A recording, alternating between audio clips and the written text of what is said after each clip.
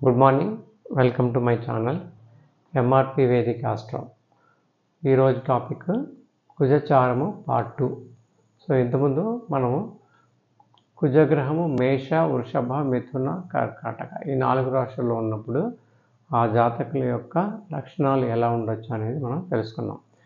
ఈరోజు కుజగ్రహం సింహ, కన్య, తుల, వృశ్చిక ఈ 4 రాశుల్లో ఉన్న జాతకుల యొక్క లక్షణాలు ఎలా ఉండొచ్చు అనేది మనం తెలుసుకుంటాం.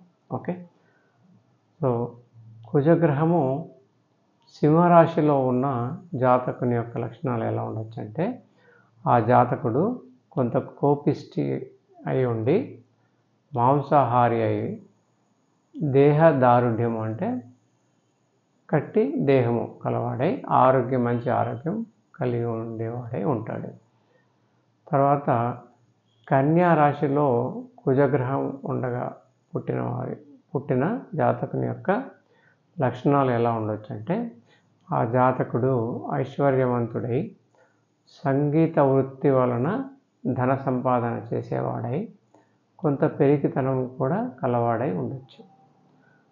తర్వాత కుజగ్రహము తుల రాశిలో ఉండగా పుట్టిన జాతకుని యొక్క లక్షణాలు ఎలా ఉండొచ్చు అంటే, ఆ జాతకుడు మంచి రూపవంతుడై, గుణవంతుడు కూడా అయి, బంధుజన ప్రియుడు అయి ఉండొచ్చు.